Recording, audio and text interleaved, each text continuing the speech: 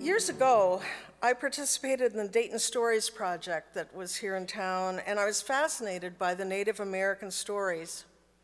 And I don't know how many of you know this, but long before the world connected Dayton with the concept of peace through the Dayton Peace Accords, the land Dayton is built upon was known as the place of peace by the Native Americans. Where the rivers meet, and we have 5 rivers coming into here, that's for the guests, on the very ground where this building stands, there could be no fighting. Because the land was rich and the game was plenty and the rivers were filled with fish, the Miami and the Shawnee honored the traditions of the ancient peoples who had preceded them, and by recognizing that this land, these rivers were to be shared, a space where people, regardless of their tribe, could fish or hunt or travel without being afraid. I only wish that were true for the rest of the world. We, the Dayton Literary Peace Prize, are dedicated to the belief that reading fine literature is the part of the process of making peace a reality. When we read literary works that show us the truth of people's lives, we are mind melding with the best thinkers of our time, and they're sitting among us tonight. The fictional characters and the real-life people who populate the winning books bring us to a new understanding, and the world becomes less abstract and more familiar. Many of our winning writers were born outside the United States, and I thought it would be interesting for you to see a graphic of where we are after just 9 years. This map depicts the countries of origin of our authors, the winning authors. In 2006, that's our first year, the Nonfiction Award went to England's Stephen Walker for Countdown to Hiroshima, so even in our first year, we were international. And we have since given awards to 18 writers from around the world, including Australia, Bosnia, China, the Dominican Republic, Ethiopia, Haiti, Jamaica, Nigeria, South Korea, Peru, Romania, and the United Kingdom. Tonight, we add Algeria. Yes, we do. And we add our 4th British writer. So I think this is remarkable that we have 18 people already that are international. The next map shows that our winning writers have given us insight into 48 countries around the world. And this is just our winners and runners-up. If we were to include our finalists, there'd be a lot more of that map already colored in. Each year, I find it more difficult to become detached from the world news because I have come to know more of the people through reading. I am a better person for having read these books, for having met these writers, and for hearing their stories. Over the years, one book has built upon another. The Haiti of the Woman Who Lost Her Soul by Bob Chakokis, and sorry, Bob, I just didn't do that right, builds upon Edwidge Denicant's Brother, I'm Dying, and Ben Skinner's A Crime So Monstrous. Margaret Wrinkle's character Wash had kindred spirits in Marlon James' The Book of Night Women, and Wash could well be an ancestor of Gilbert King's young men who met the devil in the grove, or of Wilbert Rudeau himself, for those of you who met Wilbert. And Adam Johnson's Orphan in North Korea would know how a woman or a country could lose her soul. The books this year not only build on previous books, they interconnect. Joe Roberts' Contested Land, Contested Memory could be describing the land of Louise Erdrich's Dakotas. The people interviewed by Karima Bennoune would recognize the stories of Bob's Croatians and Turks. Like Louise's Ojibwe storytellers, Wash and his mother would recognize the power of honoring the story of a person, a family, a country. He would know stories shape time and place and truth. The writers we honor tonight are not naive. They are realists who present a world with all its flaws, but they write because they have to tell these stories in the hope that people will read and know and understand. Again and again, these authors force us to confront truth. I would argue that our greatest hope lies in those who remain optimistic in an imperfect world. These writers are those rugged optimists, and we are grateful for their spending years dedicated to stories that bring us closer to peace. Thank you all for joining us tonight in this place by the rivers. to honor the power of words to bring peace. Enjoy your dinner.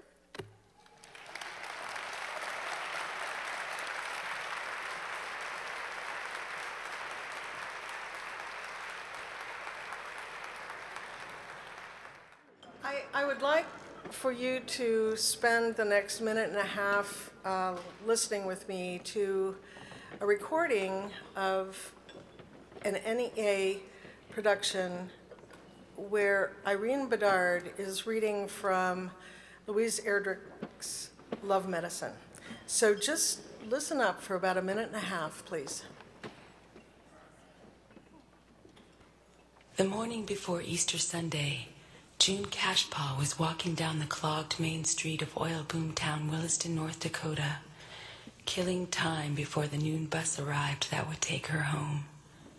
She was a long-legged Chippewa woman, aged hard in every way except how she moved.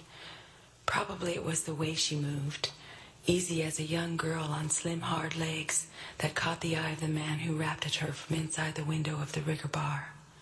He looked familiar, like a lot of people look familiar to her. She had seen so many come and go. He hooked his arm, inviting her to enter, and she did so without hesitation, thinking only that she might tip down one or two with him and then get her bags to meet the bus. Although the day was overcast, the snow itself reflected such light that she was momentarily blinded. It was like going underwater. He ordered a beer for her, a blue ribbon, saying that she deserved a prize for being the best thing he'd seen for days.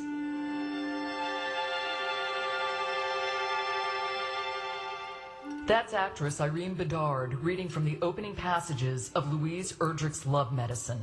Welcome to The Big Read, a program created by the National Endowment for the Arts in partnership with the Institute of Museum and Library Services. The largest reading program in American history, The Big Read is designed to unite communities through great literature. So Irene Bedard has been so gracious as to say she will be our MC this evening.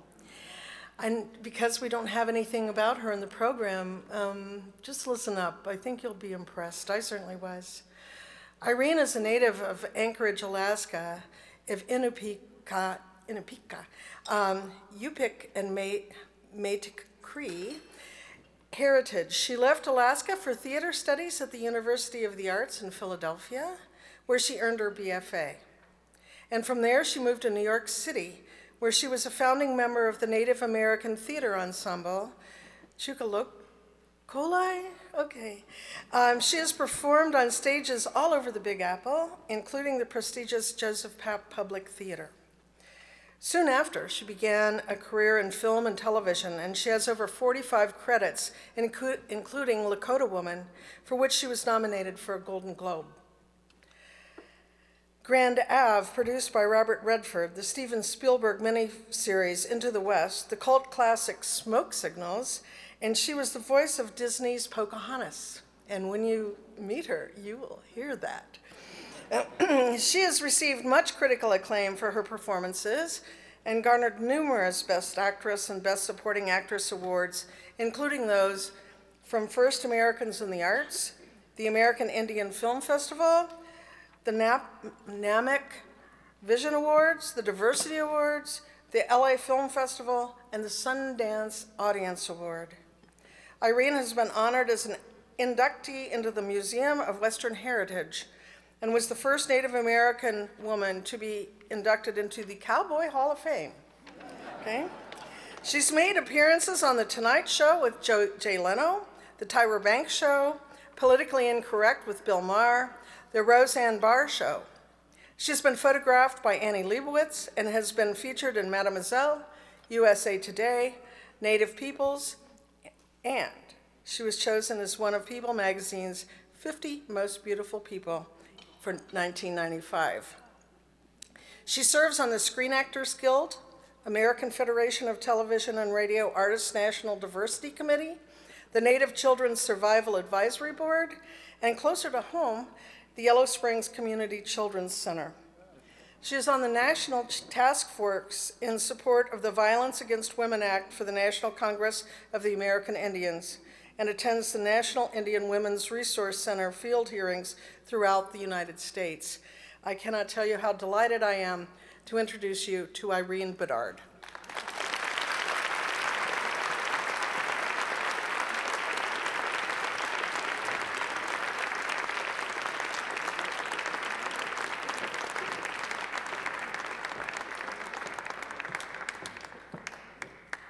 Kuyana, thank you. What an honor this is, and what an unexpected, amazing, beautiful place. I'm so honored to be here, really. In my way, it is very important for me to say this. My name is Irene Bedard. Irene means peace, actually goddess of peace.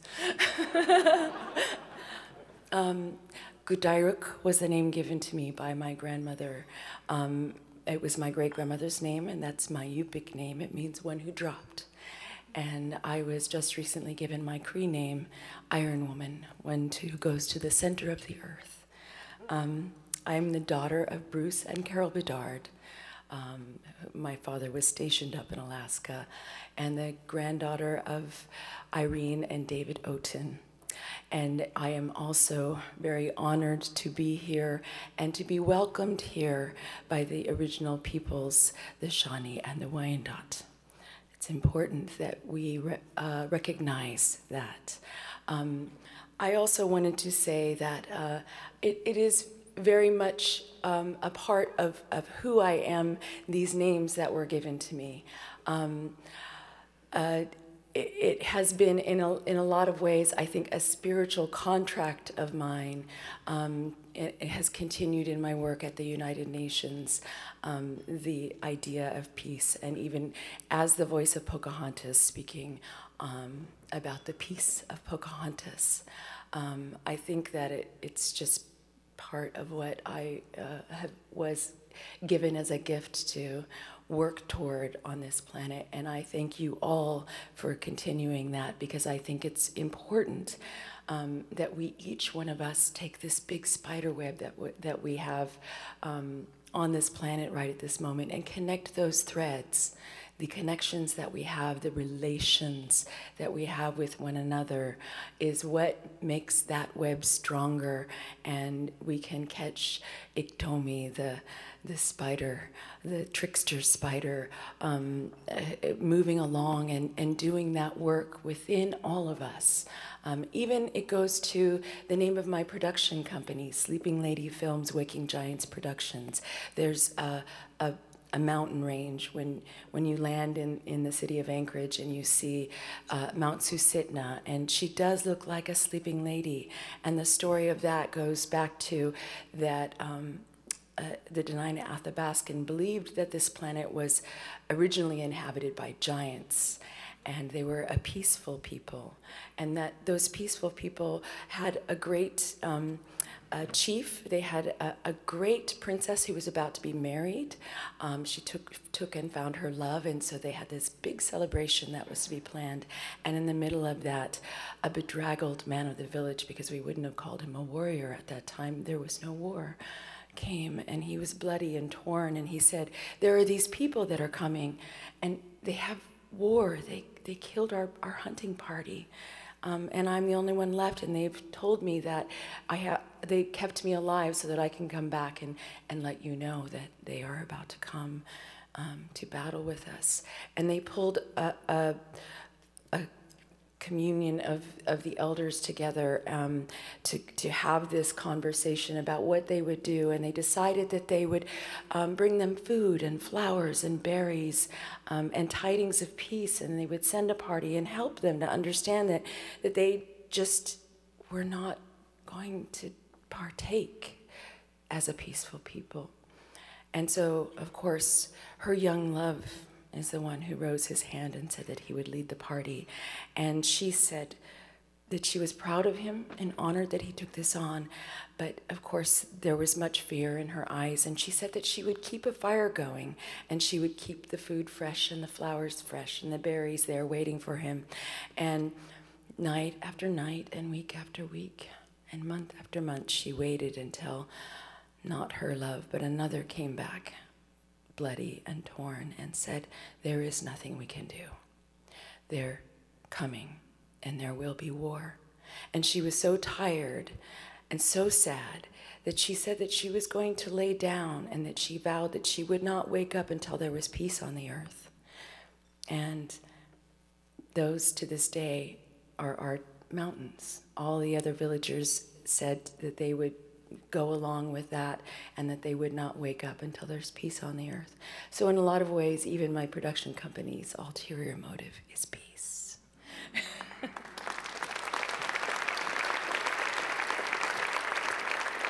We have a lot of amazing things to do tonight. And I do want to also pay homage to Mr. Nick Clooney. I don't know if my shoes are big enough, but I did put sparkles on them just to, yeah. So I'm proud to be here. And it's just wonderful to be here and in presentation of the Dayton Literary Peace Prize. It's my job to introduce many of the fine folks who have been here in the, in the recent past or have partaken, and I'm pleased to welcome Gilbert King next, our returning 2013 nonfiction runner-up back to Dayton.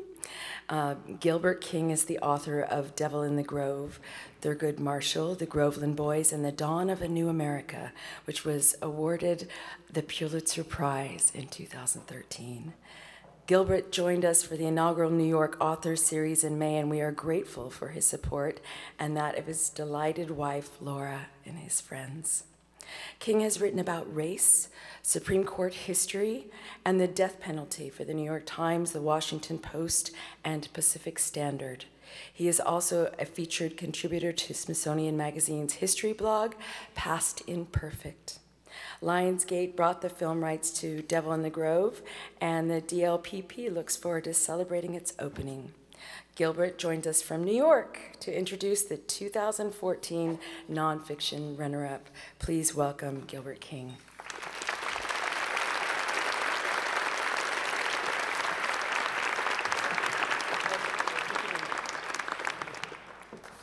Thank you. Because I'm first, I get to say this first. Just want to extend, on behalf of the writers, our sincere, heartfelt thanks to Sharon Rabb, Dayton Literary Peace Prize, and this community. We are constantly, as we're here over this weekend, we are constantly thanked by you people for coming here. And we get it. You're Midwestern polite. We are grateful to be here, and thank you for having us. Just wanted that to be clear.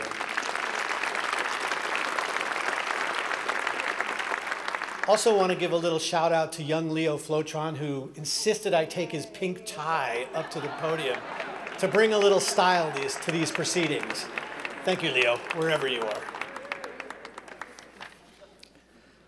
When I first learned that I was going to be introducing Jo Roberts for this award and her book Contested Land, Contested Memory, I confess that a certain amount of dread swept over me. It meant that I was about to read my very first book about the Israeli-Palestinian conflict. As someone who writes what is perceived as African-American history, I am somewhat familiar with reader dread. I'm sure your book is very good, I'm told, but reading current events in the newspaper is about all I can handle on this subject. They tell me I'm not sure I would want to take on a book-length treatment of such a painful and traumatic history. I understand this. But then a funny thing happened after I cracked open Contested Land, Contested Memory. I couldn't put it down. It was the thing I expected least. I was utterly absorbed. Jo is a beautiful writer, and this is a book with great heart, written by a journalist whose empathy for humanity is evident on every page. It is her patience and her curiosity that compel this book, and as a reader, you simply can't stop turning the pages.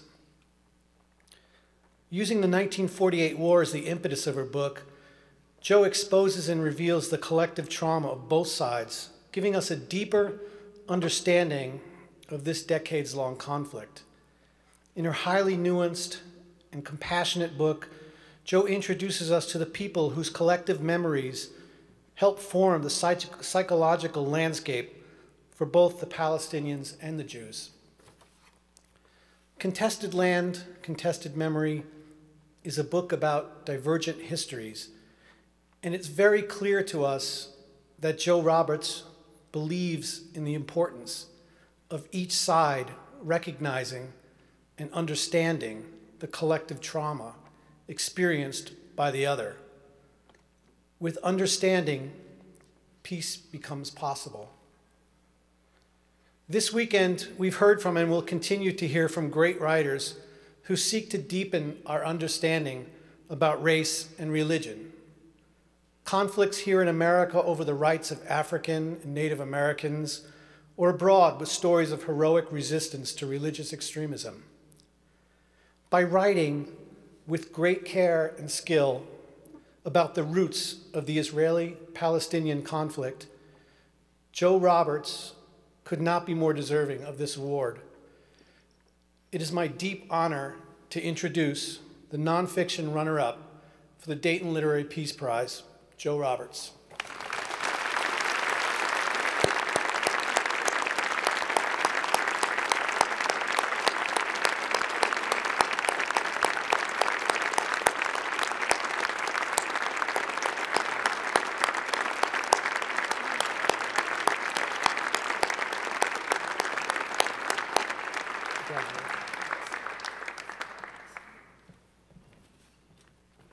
Thank you very much, Gilbert, for your very kind words.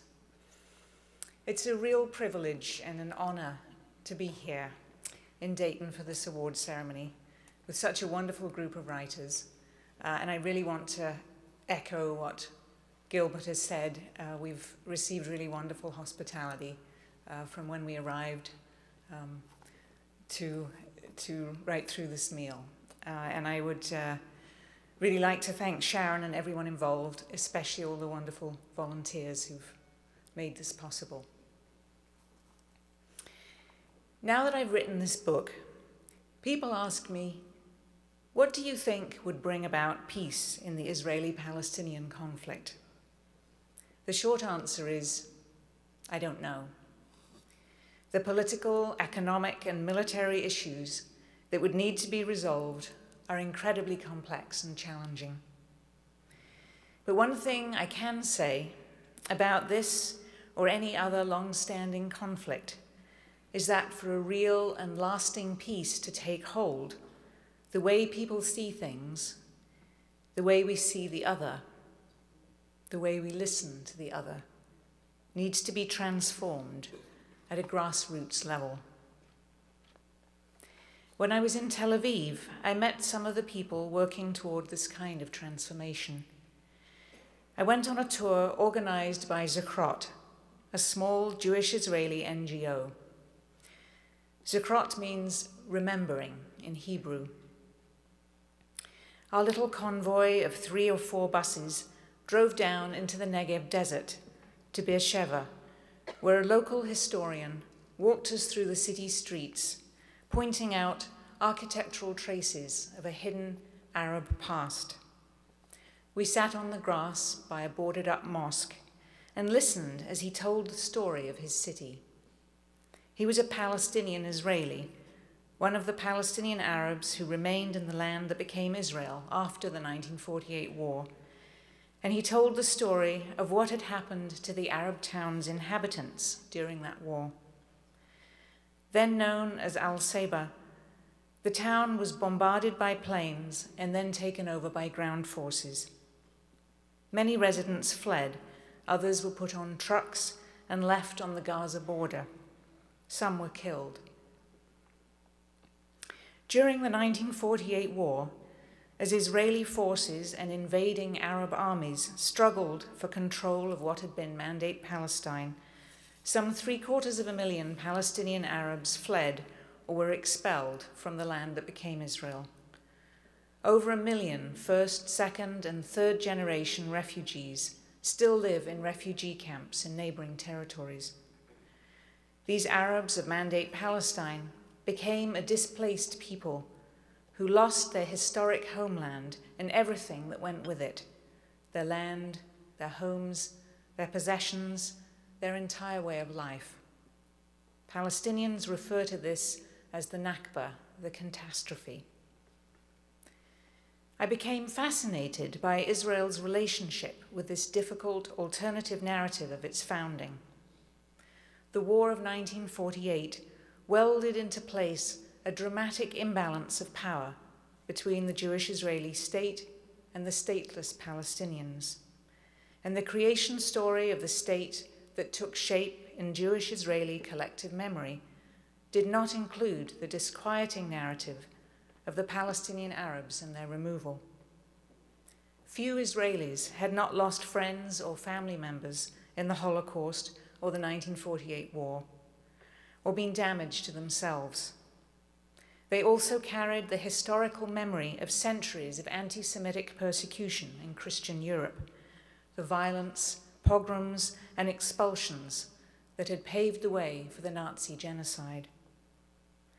Their new state was shelter from that traumatic past and security against a similar future, and there was no room for anything that might threaten that, including the story of the Palestinian catastrophe. But this is the story that Zucrot wants Jewish Israelis to remember.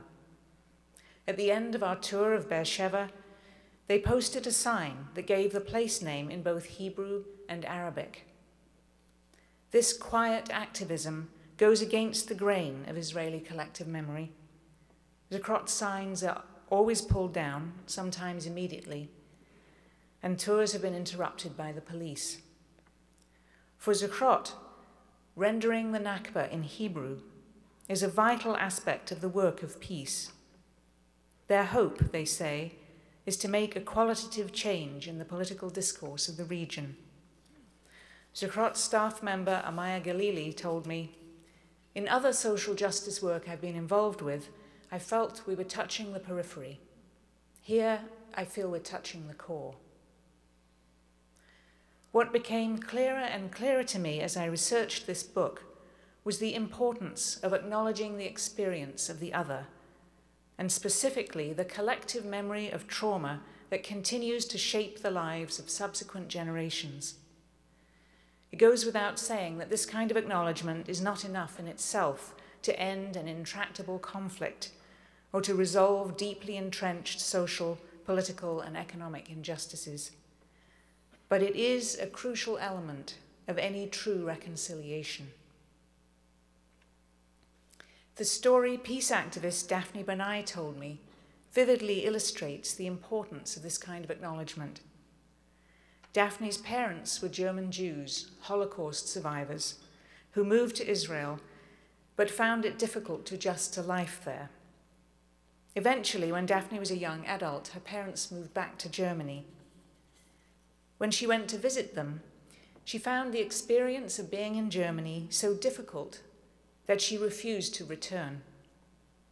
"I was thinking constantly about the Holocaust," she told me, "about how life in Germany is so normal, everything is so okay, and that was only one generation after what happened." For the rest of her parents' lives, when she wanted to visit them, she would meet them in London because she couldn't bear the thought of going to Germany. Then, she told me, "About 2 years ago, I decided to go to Berlin, and the thing that amazed me was how much the Holocaust is out there in the open, how much it is acknowledged, with the Holocaust Memorial just next to the Brandenburg Gate, which is the most important place in Germany, with the marking of the laws that Hitler brought out, and with the little plates showing, 'Here lived this and that family.' After that, I could enjoy Berlin. Once my pain was acknowledged, I could see the Germany that lies beyond it." People try not to talk about the Nakba, Daphne said. They say it will only make the Palestinians remember more and talk about it more. That's bullshit. They remember. They talk about it. To them, in terms of remembering, it doesn't matter whether we remember or not.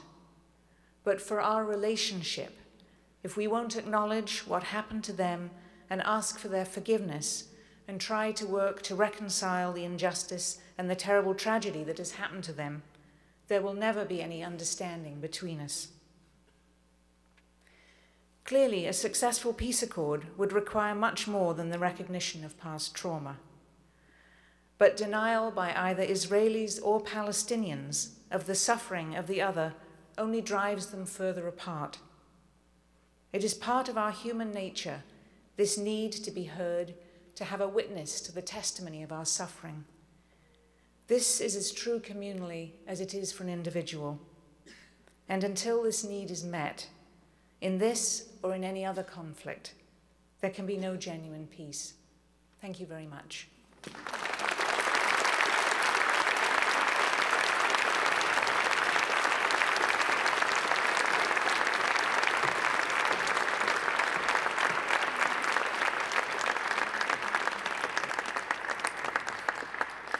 It strikes me often in the concepts of reconciliation, of forgiveness, of the kindnesses that we all experience, I think, on so many different levels that we sometimes don't even realize to remember to have gratitude for them. And to know, in a way, I think, as a Native American person, the recognition of the multi-generational traumas, I think, that have occurred with Native American people, and to see and hear that, and to know that I think it's part of our human story, and I do feel that that is a step. Thank you.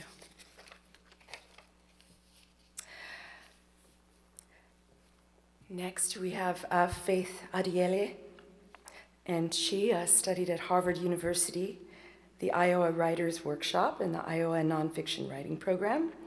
She conducted field work in Southeast Asia and West Africa and served as a Buddhist nun, diversity trainer, immigrant advocate, and community educator. Oh, I like her so much.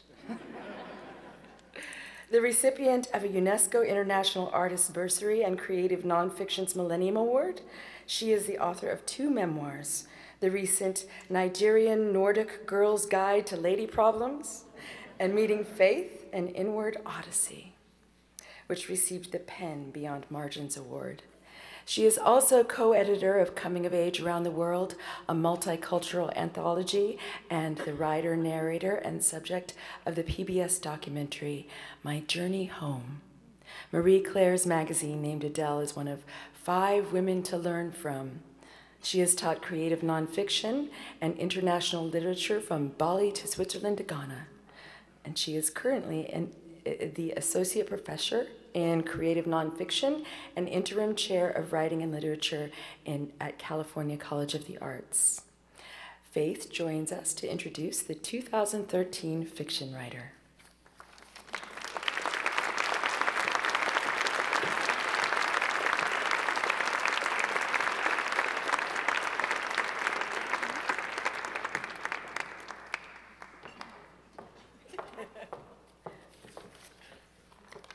Good evening, everyone. If you're going to take photos, please take them now while I'm wearing my purple glasses, because then I'm going to switch to my reading glasses, and that doesn't need to be out there. So we'll see how long I can fake it. So,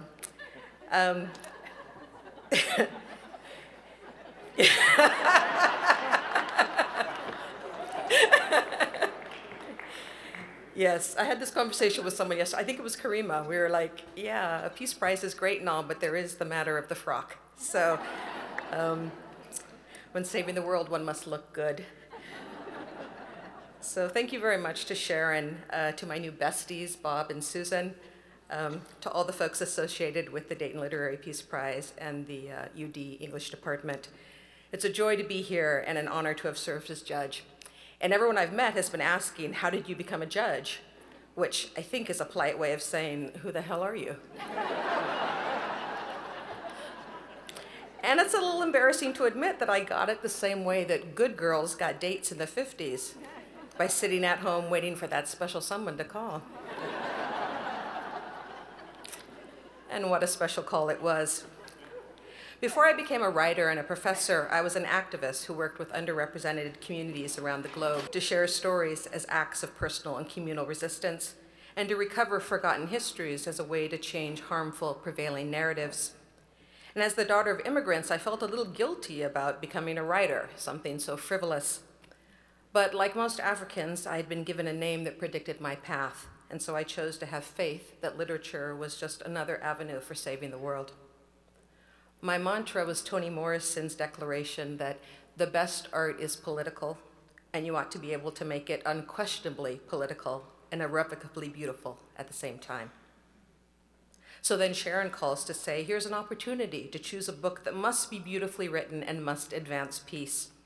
And she paired me with one of my favorite journalists, Ruben Martinez, who, like me, believes in the political potential of personal narrative, the spiritual potential of research and reportage, and in the importance of those of us who continually travel between two cultures, doing the hard work of translation, and of turning both a critical and a loving eye towards home. From the moment she stands next to her Algerian father, prepared to defend him against armed fundamentalists with a paring knife, Karima Bennoune walks a tightrope between, on one hand, the tragic consequences of Islamic fundamentalism, and on the other, the West's inability to imagine Muslims as anything more than terrorists or passive victims.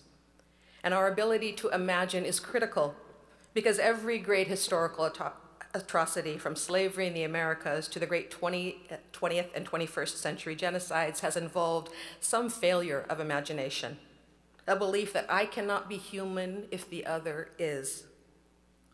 Bennoune's solution to this unimagining is to tell the untold, the stories that disturb both stereotypes.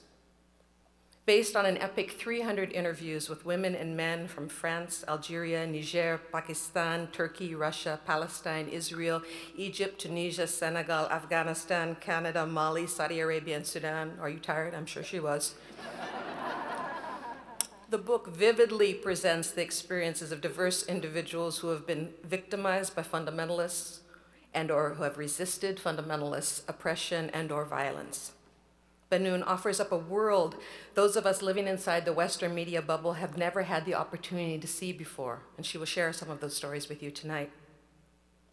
Here in the US, we can fool ourselves into thinking that literature doesn't matter.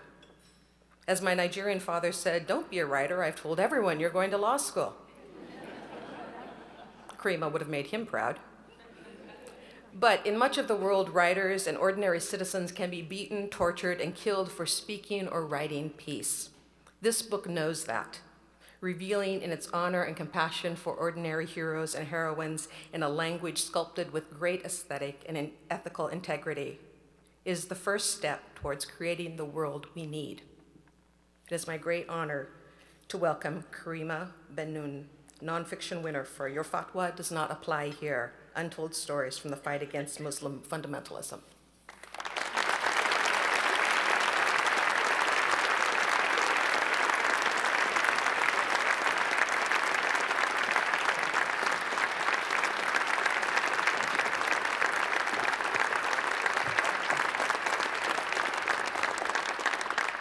Thank you all so very much for this wonderful honor, for this wonderful evening, for this amazing weekend.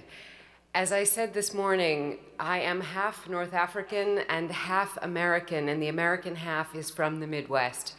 And this week, being here with you, I have been reminded that actually North African hospitality and Midwestern hospitality have a great deal in common. And I have felt so at home here. Thank you so much.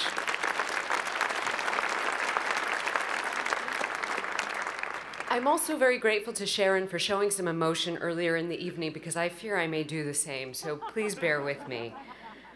I am so grateful to receive this award and so grateful for the beautiful introduction. I want to thank my publisher, W.W. Norton, my editor, Elaine Mason, my agent, Flip Brophy, my UC Davis Law Dean, Kevin Johnson, and my understanding students. I would like to thank my beautiful mother, who gave up vacations for years to put me through college and even came with me on my first research trip for the book when we stayed in the hotel we dubbed the Worst Western. I also send a shout out to my dear high school friend Kari for all her support during this 4-year odyssey, and to everyone else who was on my very large team, but whom I don't have time to name. I know in particular that the spirit of my grandmother Elizabeth on the American side of my family, the person who taught me to read, watches over us tonight, as she was originally from Ohio. And I think this event happening here would have been deeply meaningful to her. For me, this prize is a recognition both that people of Muslim heritage have been the first victims of Islamist extremism and terror, and an acknowledgement of the courage of those women and men across the Muslim-majority regions of the world who, whatever Bill Maher may say or think, are, in fact, peacefully combating fundamentalism every day from Afghanistan to Mali. I dedicate this award, thank you. I dedicate this award in particular to the Algerians, as many as 200,000, who were killed by the fundamentalist armed groups in my father's beloved home country during what was called the dark decade of the 1990s. The courage of those who defied that terror was what made me want to write Your Fatwa Does Not Apply Here in the first place.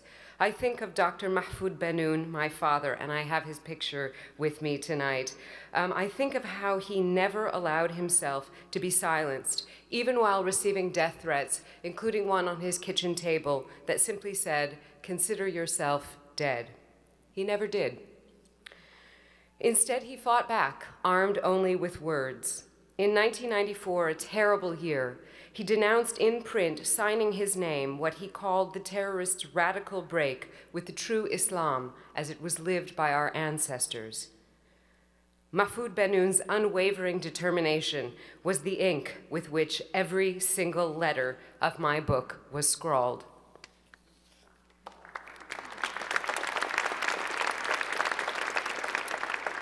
I was saddened back in the 90s to see how little international support the thousands of Algerian Democrats like him who risked their lives received, and we have to change that today.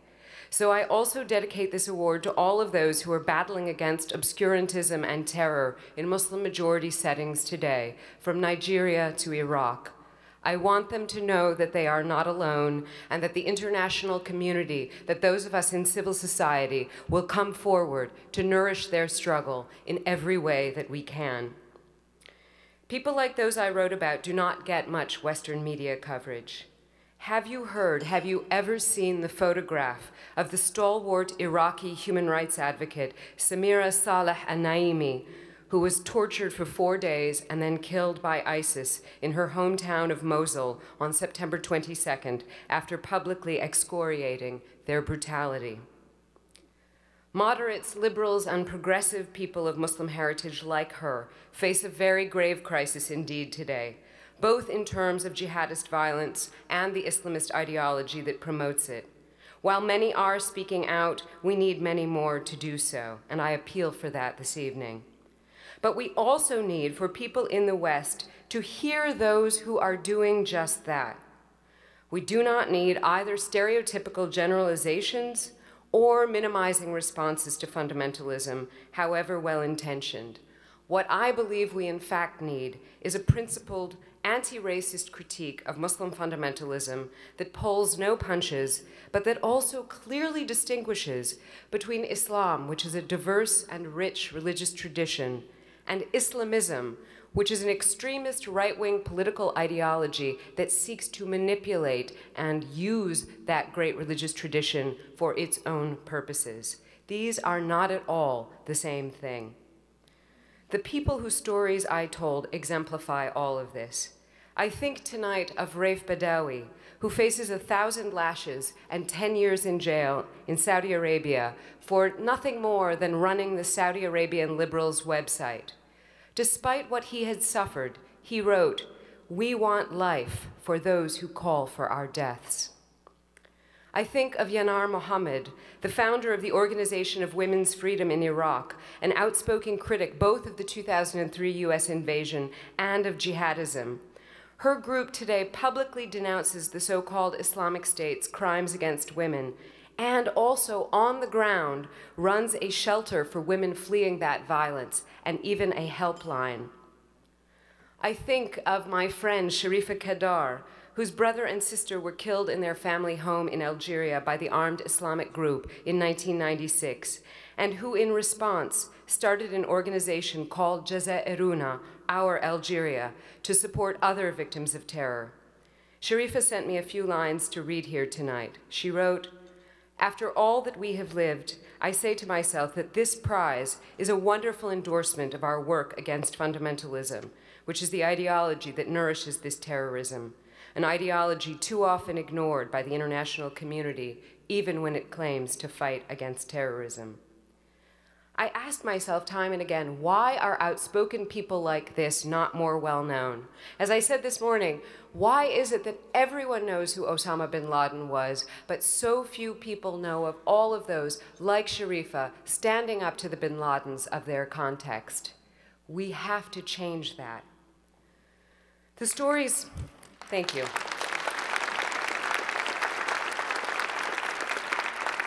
The stories that I was privileged to tell will always be with me, and none more so than that of Emel Zanoun Zawani, because she was a law student and I am a law professor.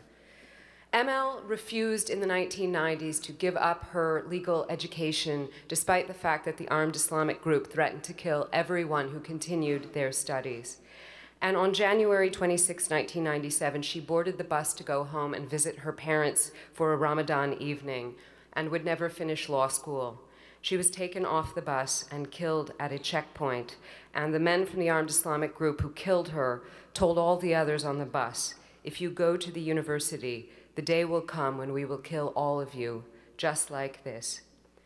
Now, Emel Zanoun Zawani died at exactly 5:17 p.m., which we know because when she fell in the street, her watch broke. And her mother showed me that watch, with its second hand still aimed optimistically upward toward a 5:18 that would never come for her. But somehow Emel had kept hope in the face of all of that terror. Shortly before her death, she told her mother, "Nothing will happen to us, inshallah, God willing. But if something happens to us, you and Dad, you must know that we are dead for knowledge, and you must keep your heads held high." Today, 517 is continuing to come to too many Emel Zanouns in places like northern Nigeria, where armed extremists still target students. And so I tell these stories both to honor the courage of those who have fallen, but also to make a plea that we will help all of those continuing to fight on the same front. Given the mission of the Dayton Literary Peace Prize to promote the use of the written word in the service of peace, no award could mean more to me.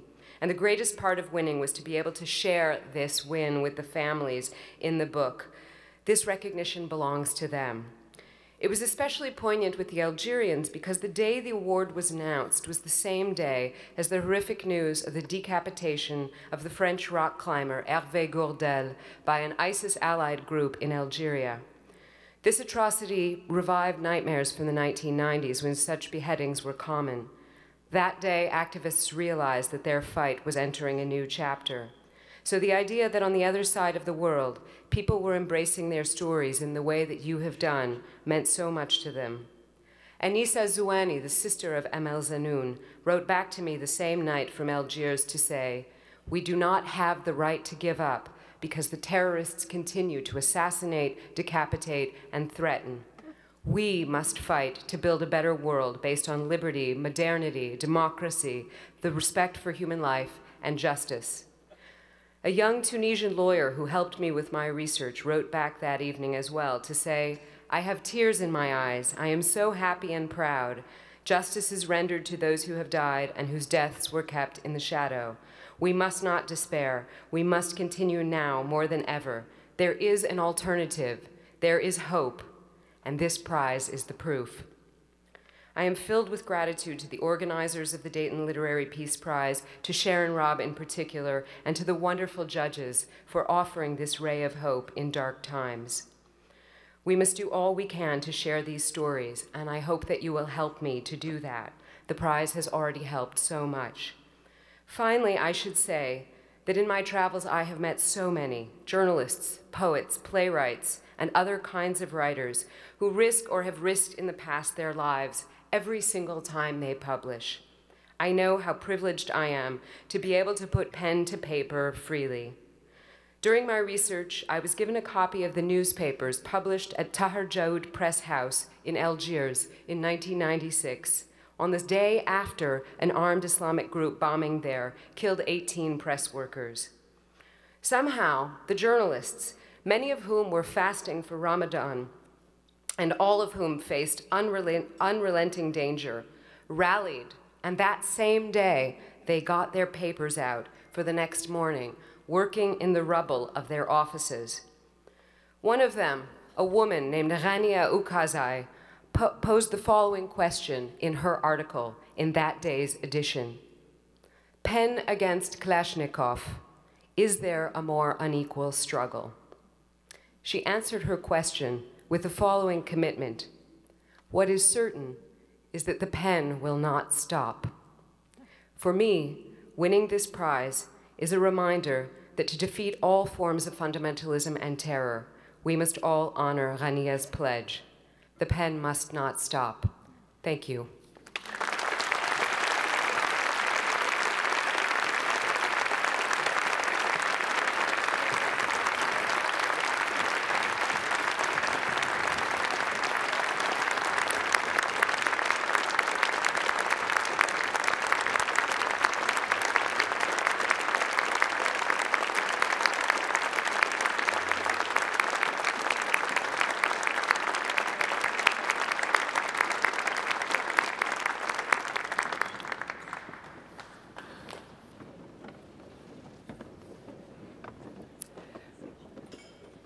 Well,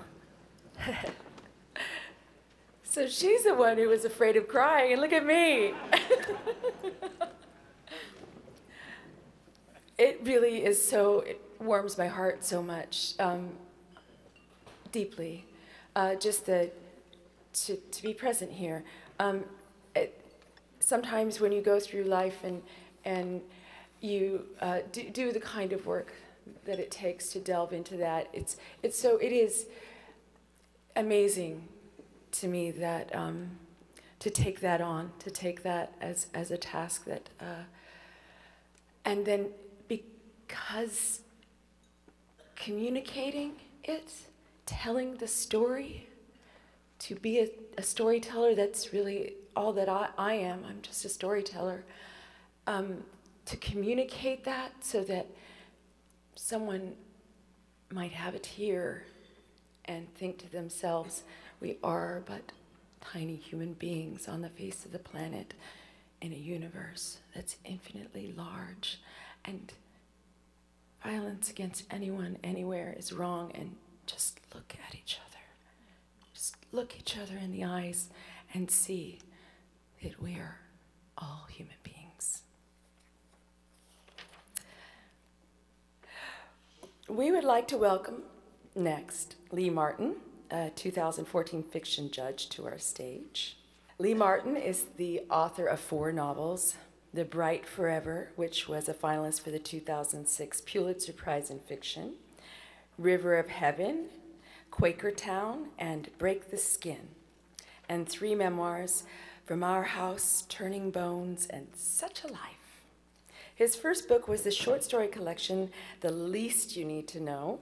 His writing has appeared in Harper's, Ms., Creative Nonfiction, the Georgia Review, the Kenyon Review, Fourth Genre, River Teeth, the Southern Review, Prairie Schooner, and Glimmer Train. He is the winner of the Mary McCarthy Prize in Short Fiction and fellowships from the National Endowment for the Arts and the Ohio Arts Council. He teaches in the MFA program at The Ohio State University. And Lee joins us to introduce the 2013 fiction runner-up.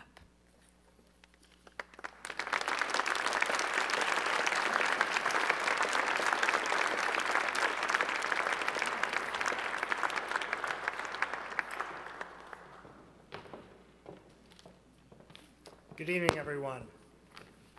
Having driven only an hour west from my home in Columbus this evening, I carry with me the feeling that I've traveled far and wide, thanks to the 6 novels that were finalists in fiction this year.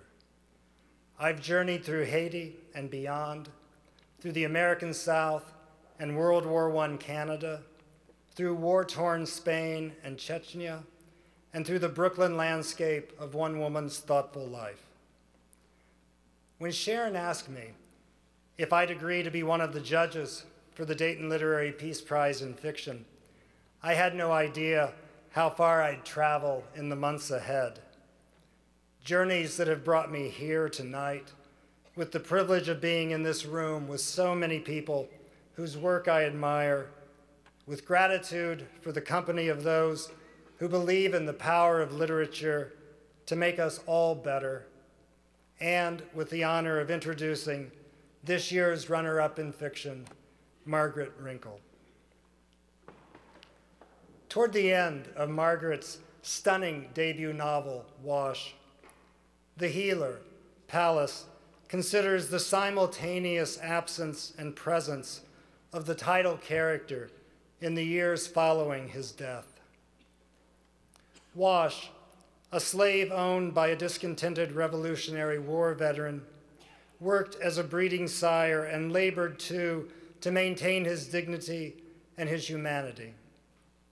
His true love, Pallas, sees him now in all the children around her, the children he fathered. She sees that everyone is all of one fabric. Even those white folks, good and bad, here and gone, all of them are always, and always have been, part of this one living, breathing thing, moving through a time and a space bigger than any of them ever knew.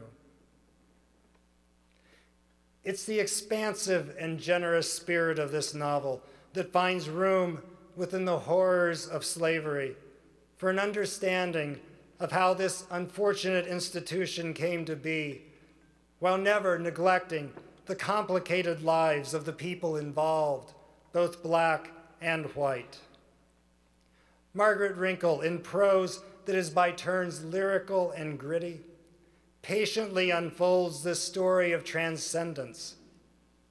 Wash is an unforgettable character, a heroic character, who rises above the ugliness of his circumstances.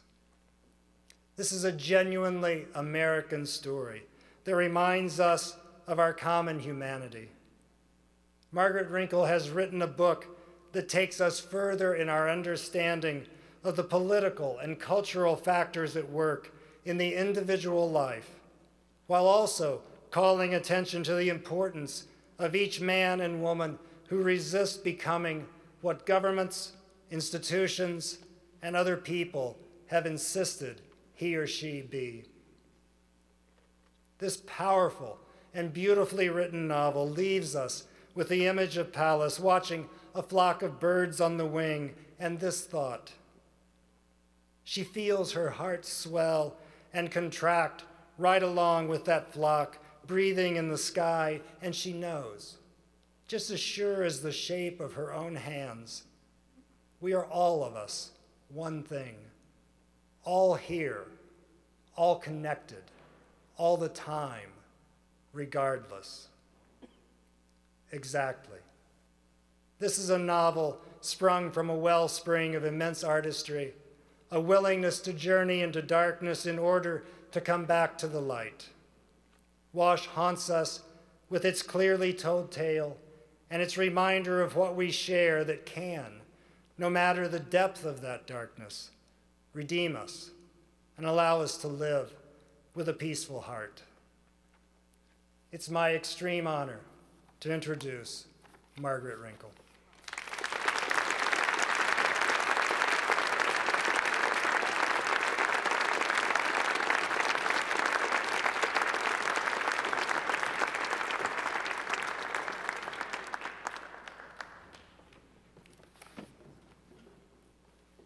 Good evening, everyone.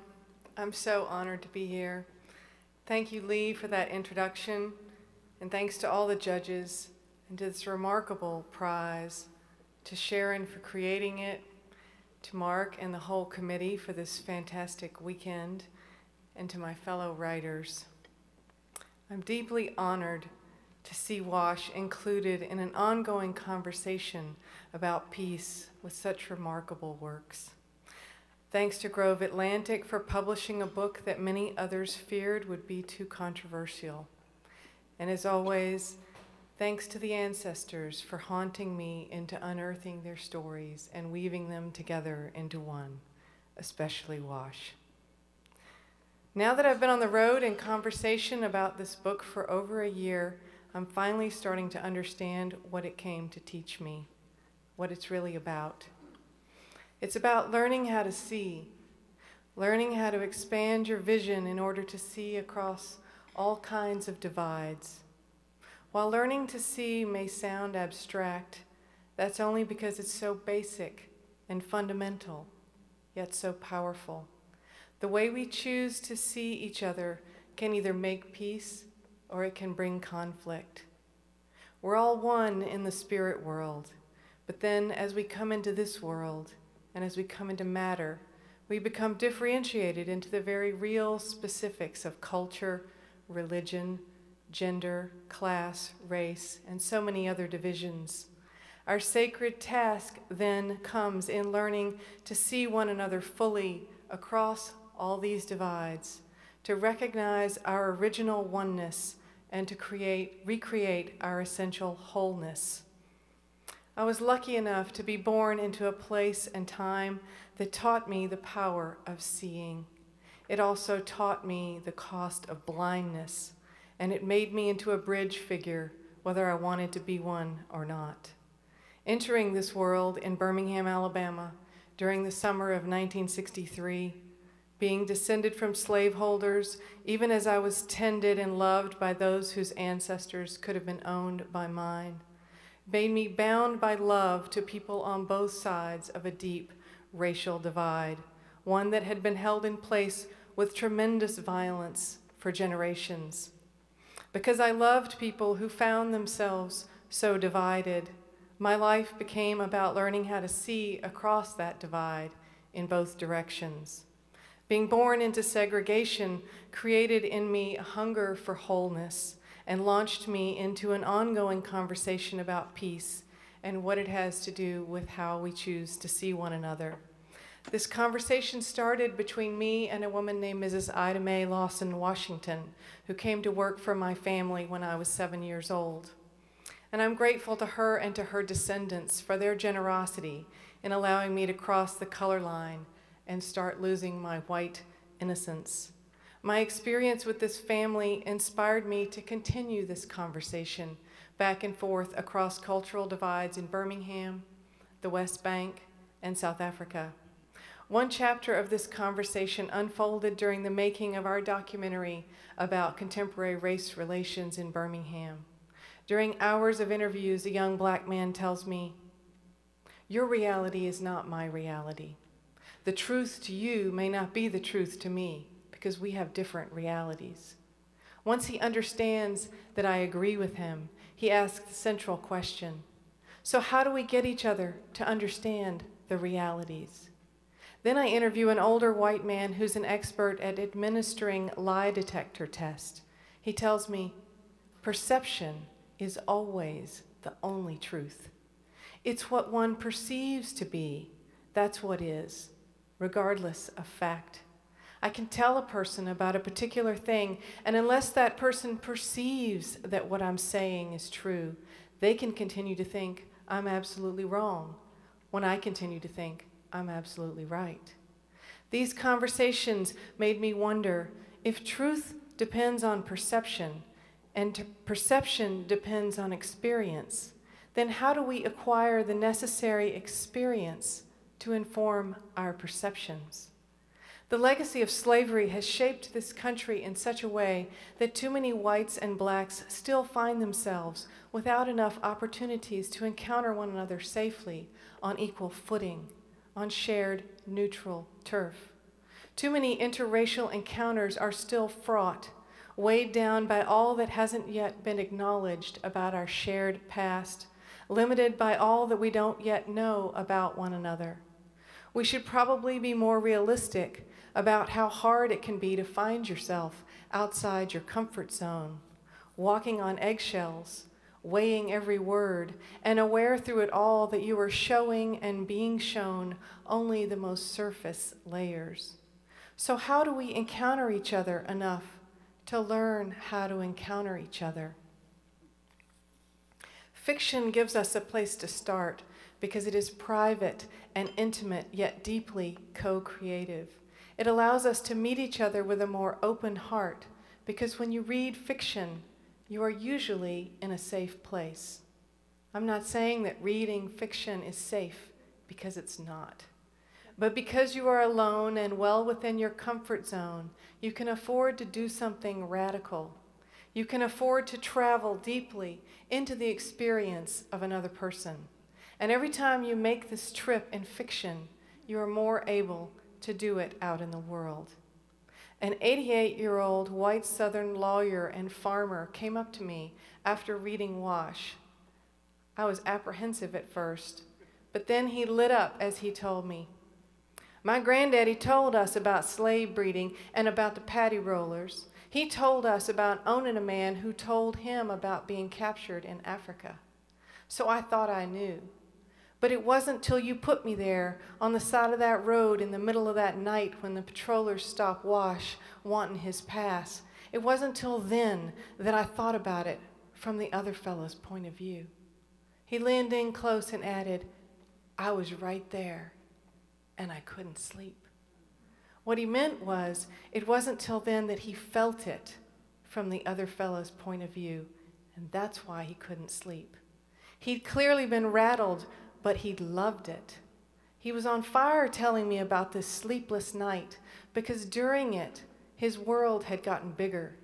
Fiction had allowed a man like him to encounter a man like Wash on equal footing, an encounter that doesn't happen all that much in what we call the real world, for plenty of good reasons. And this encounter liberated both men. In learning how to see the other as yourself, you learn how to become big enough to hold differing truths, not because that's the admirable thing to do, but because that's where freedom and authenticity can be found. It can be scary because it goes against all our conditioning, and there aren't many models for living this way. So when I found this passage years ago in the Upanishads, I typed it out and put it on my altar where it could remind me every day that reality is much bigger than I'd been taught. Here's the excerpt. "Who sees all beings in his own self, and his own self in all beings, loses all fear." So it's simple. To lose all fear is to be in peace. It's simple, but it can be daunting. And you have to be willing to get big. Big enough to see the other as yourself without reducing either one. Big enough to hold all the differing voices with their competing truths, whether they resolve and integrate, or whether they insist on maintaining a polyrhythmic expression of multiple realities. This expansion of your reality may occasionally keep you up at night, but it will also keep you alive and on fire. But the transformative power of fiction would mean little without the hunger of readers like you, readers who want to travel and learn and see. I'm grateful to all the books and stories that have fed me, and I'm grateful to all the readers who have opened their hearts to Wash.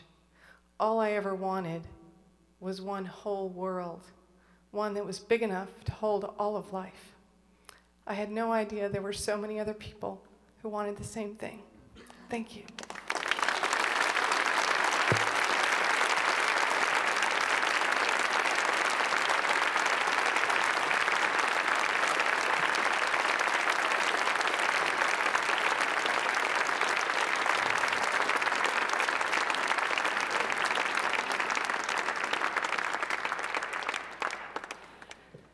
That reminded me of a story I once told my son. He was concerned about the lies that people tell. We have a Jack Russell Terrier, he named Russell, and he has this little red ball, and I put that little red ball down on the floor, and I said, "You see that ball, but you're sitting over there. You see it from that direction. You see it maybe getting too close to that rug. I see it from over here. I'm standing up, looking down." And then our Jack Russell came up, ran up and just took the ball and ran with it. He said, "That's my ball. That's my truth." Go. We are pleased now to welcome back to Dayton Adam Johnson, the author of The Orphan Master's Son, winner of the Dayton Literary Peace Prize 2013 Award in Fiction, and the 2013 Pulitzer Prize. Johnson is the author of Emporium, a short story collection, and the novel Parasites Like Us, which won a California Book Award in 2003. Recognition for his work includes a Whiting Writers Award and a Swarthout Writing Award and the 2010 Gina Baralt Literary Award. He has received fellowships from Guggenheim, the National Endowment for the Arts, a Stegner Fellowship, and a Kingsbury Fellowship. Adam teaches creative writing at Stanford University. His fiction has appeared in Esquire, the Paris Review, Harper's, Tin House, Granta, and Playboy, as well as the Best American Short Stories. Adam joins us from San Francisco to introduce the 2014 fiction winner.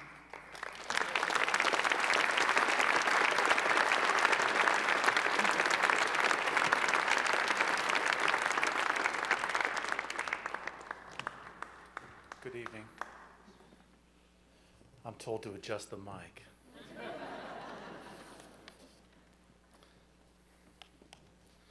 I could go on at great length with my gratitude to be here, but I'll be brief. I'll just say it's a particular joy to be able to introduce Bob Shikoshias, and to return here to Dayton this year after last year is a crowning joy. Unfortunately, there are many ways to get hurt in this world. And while Seamus Heaney famously said, "No poem or play or song can fully right a wrong, inflicted or endured," Bob Shikoshias' novel, The Woman Who Lost Her Soul, takes the most important step toward righting a wrong, and that is by bearing witness and giving testimony. And what we bear witness to here is war. In this novel, war is alive. It has its own life and is as much a character as the humans it shares its pages with. From moments of dark conception, we see birthed the terrible infant of war. Conflicts grow and mature, making permanent marks upon landscapes and generations, and long after they seem to be banished by humanity's second and better thoughts, we see war has been busy breeding little new wars of their own. Yet, this novel shows us there are other ways of being traumatized than through direct conflict. If you've ever met the child of a Holocaust survivor, you know trauma can be inherited.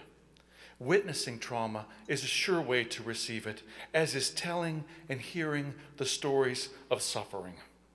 Such stories are told outside of a time and space recognizable to the rest of us. They assume shapes and genres that elude familiarity. Hence, this novel must travel to Haiti, to Turkey, to Croatia. We must visit the 40s, the 80s, the 90s, the 2000s. We see that the fabric of the normal novel must be ripped to capture this story. And torn too are identities, motives, desires, and allegiances. Hence, the sweep, the scope, the epic and operatic nature of this book. Are you a good guy or a bad guy? That is a question this novel asks over and over. And isn't that a question of our time? Isn't that what we ask of our politicians, our corporations, our institutions, and increasingly of people we simply don't know well enough to call friends? War and suffering and uncertainty are ancient states of being. So the woman who lost her soul is not outside of a tradition. In the lineage of Joseph Conrad, Graham Greene, and Robert Stone, Bob Shikoshes has captured all that is best in the 19th century novel: its sweeping ambition, its adventurous spirit, its duty to investigate a story on all levels of society, and its willingness to travel across time, landscape, and perspective to do so. Imbued with this is all that's great in the 20th century novel: an acknowledgement of complexity, contradiction, context, and the centrality of psychology. Infusing these traditions, Shikoshes has pointed the way for the novelists of the 21st century. And to return to Seamus Heaney, in that same poem, he also reminds us that the longed-for tidal wave of justice can rise up to make hope and history rhyme. And what that tidal wave is, what it's made of, why we remember Heaney's words and why we'll remember Shikoshes' words, is art. A novel is a work of art. And no matter how dark or troubling a novel is, its power comes from its beauty. Beauty is the wave of the woman who lost her soul. So let me conclude by sharing one of this novel's countless moments of beauty. It's a single sentence from the first half of the book. On the flight across the Bay of Ganav, the Chinook speared through the top of a squall, bumping in and out of the storm's cluster of cells, purple whirlwinds of rain opening into brilliant, white, celestial amphitheaters of billowing cumulus, then slamming back into the tempest, the rain shearing off into calm blue fields, scrubbed with sunlight, then shearing back into a dark whip of chaos. And when it was all over, Tom felt spiritually alive and filled with gratitude. Ladies and gentlemen, the winner of this year's Dayton Literary Peace Prize in Fiction, Bob Shikoshes.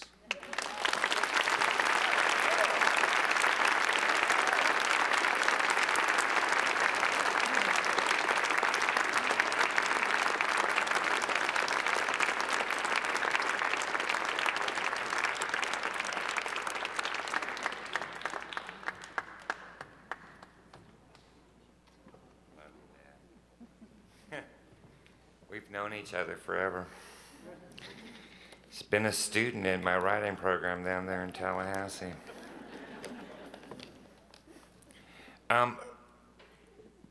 Sorry, to me that was like critical heroin.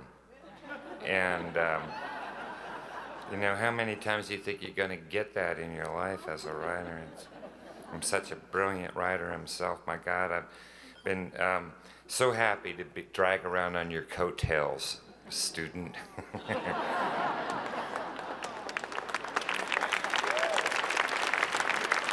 The Pulitzer, Dayton. Is it okay if I just stand up here and say thank you, thank you, thank you for the next 10 minutes? Because that's what I'd really like to do. But thanks to Adam and the first readers and the judges, my God, and the founders, Sharon and Mark, and the donors, and Dayton herself, yourself. You didn't know when you were awarded me and the rest of us the honor and privilege of this prize that you were saluting our literary family and offering us the opportunity to expand it. You know, I flew here with Margaret Wrinkle, my sister from New Mexico. She's been trying to get me to break my leg so I wouldn't come tonight so she'd get the first place prize. Right, Margaret? And Last week I was in Hong Kong with Chang Ray Lee, who I was meeting for the first time, and he said, the Dayton Literary Prize, you're gonna love it. I loved it when they gave it to me, man, it's so great. And there's Adam, and you know, I was at his wedding at my colleague Robert Olin Butler's house. They're down there in Tallahassee, and Bob Butler has been up here too. And you know, Faith Adiele and I've known each other for many years. She's one of the coolest people I've ever known in my life. And there's Ben Fountain and Tim O'Brien and Mark Karlansky and Edwidge Danticott, who I've known since she was a very young woman, and she's in my novel, Edwidge is.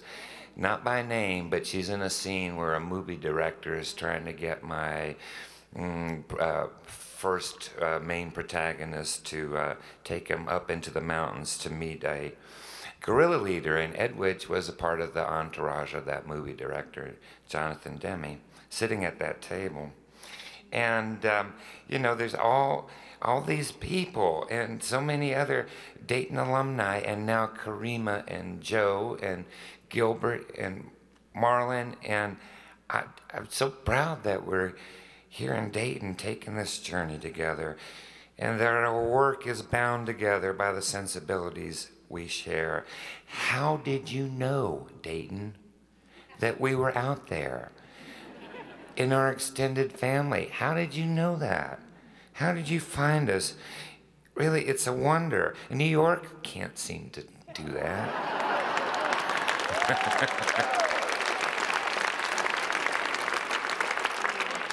It's a wonder, and it seems a type of miracle in the literary village and diaspora. And you, Sharon Rabb, have provided us with hard and indisputable evidence that one person can become, through her vision and tenacity and passion, many persons, and make a difference in the world.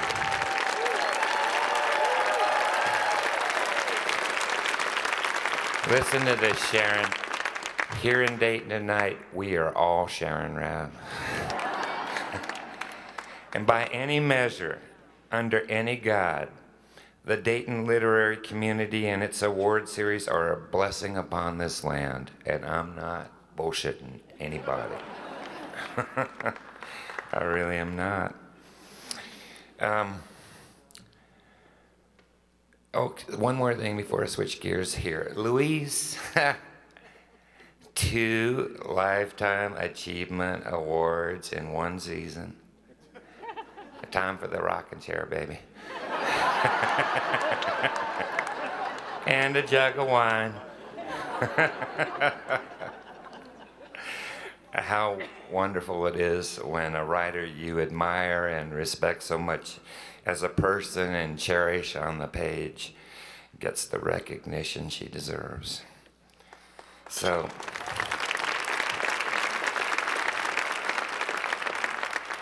we've known each other since we were sort of babies, right?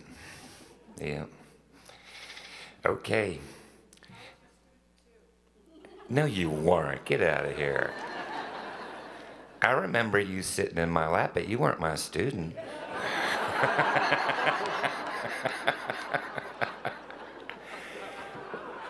It's hard to get a laugh at a peace conference there. Just Mike. I'm gonna get serious. There are so many ways to answer the question, what's the value of literature? In the mid-1990s, for the first time since the Cuban Revolution, American publishers were allowed to have a book fair in Havana.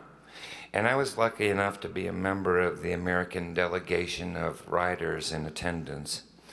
And I was especially fortunate to meet and talk with Ricardo Alarcón, the president of the National Assembly, the 3rd most powerful man in Cuba behind the Castro brothers, Fidel and Raúl. And during our discussion, and with the state television cameras rolling, I asked President Alarcón if he thought a book can be a weapon. No, he answered disingenuously, unless you take the book and cut out a hole in the middle of the pages and you hide a gun in there or plant a bomb. Then the book can be a weapon. I said, oh, really? Then why have you imprisoned writers in Cuba? They're not writers, he said. You don't go into jail in Cuba for being a writer. You go to jail for being a dissident who works against the state. Well, no surprise that politicians and heads of state know the answer to the question, what is the value or the power of literature? They know. In particular, the bad guys always know the answer, while the good guys, like, say, a newspaper editor, seem to shrug off the question as irrelevant to the paper's mission and drop the book pages and forget about it. And why are we losing readers, says the publisher. I heard a writer friend of mine, a Vietnamese American, once say, when was the last time an American president found it worth his while to write a speech on the importance of art and literature? I can't recall. But it's no surprise that in a coup d'etat or a military junta or the rise of a dictatorship or a totalitarian system, the writers, the poets and playwrights and novelists and journalists are the first to go. Go to exile or go to jail or go to the grave. Every politician on earth wishes the people who don't agree with him or her would shut up and go away. Even in democracies, speaking truth to power is not a welcome act. The ruling class in a democracy will practice the virtue of tolerance, which means most often, but not always, that you, the writer, will simply be ignored. Ignoring is a passive form of silencing. And silencing is what happens to writers in political systems that do not look kindly upon the freedom of speech. But why does literature have this power to get under the skin of people in power? Because books are subversive. Why are books subversive? Because they exchange ignorance for knowledge and empathy. And although ignorance is the social currency tyrants use to buy the compliance of the masses, empathy is the breeding ground for justice, for mercy, for fairness, for templates of redemption, and for allowing the validity of a point of view other than your own, which is one of the most revolutionary things anybody can do. Oh, I disagree with you, but I really understand. Your point of view is valid. And I don't think I need to kill you today because we don't agree. The relentless intimacy of literature underscores the truth. And you know what it is. We are not so different, you and I. And what differences we have are not insurmountable. And art, a wise man once said, is the liberation of the humanity inside yourself. Every great book eventually arrives at a single destination, our common humanity. Everybody who's come up here to speak tonight has said this phrase, our common humanity, which sometimes and tragically is only visible through our inhumanity. Elie Wiesel has said, in the face of suffering, one has no right to turn away, not to see. And of course, once you see, you can no longer say that you didn't know. And you have landed yourself in a moral quandary. Generation after generation, there's no more reliable guarantor of this maxim than literature, which will never allow you to turn away. The afterlife of a war is a book. long after the combatants are dead and poppies have grown on the battlefield. Every true book about war cries out, stop. After millennia of warfare, literature was able, finally, and it took forever, but this is what it had to do, to separate war from glory.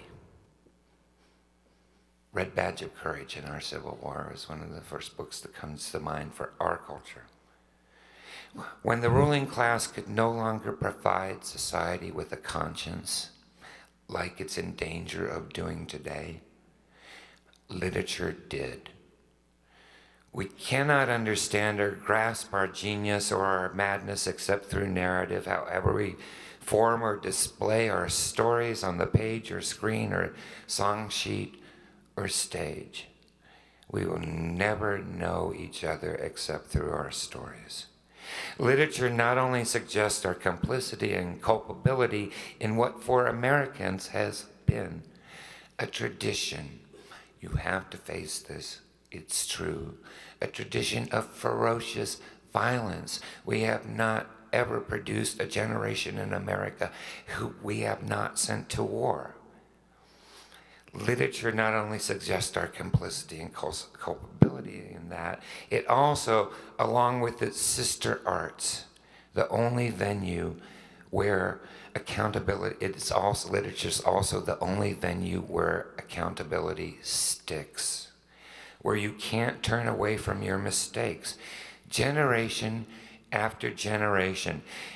Ask Julius Caesar if you can hide from literature. Ask Alexander Solzhenitsyn, whose books outlasted the empire that tried to kill him. Sooner or later, of course, we have to ask ourselves, why is peace so elusive? We Americans are more likely to take up a gun than pick up a book. Mark Twain suggested a solution to the problem. Take all the oxygen out of the atmosphere for 8 minutes. Then we shall have universal peace and it will be permanent.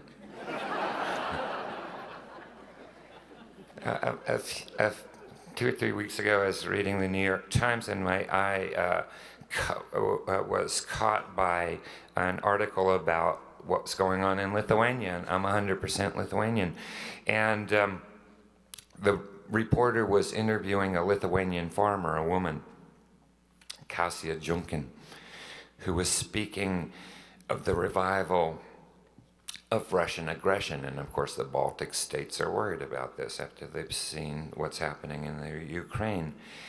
And Kasia Junkin said this, it's important. If we have a nervous and unpredictable neighbor, we avoid him. But when he starts breaking your windows, you have to do something. Okay, you have to do something. But what do you want to do? When you stop believing that justice is available, or that the process of justice, however slow it might be, is the most reasonable and sane course of action to answer an injustice, when you stop believing that, then you are at war. When you look beyond justice for something else to address your grievance, then you are at war. When justice isn't even a part of the equation for belligerents, then you are at war for the basest of reasons, and your war can never be justified by the territory you seize, or the wealth you steal, or the lives you ruin.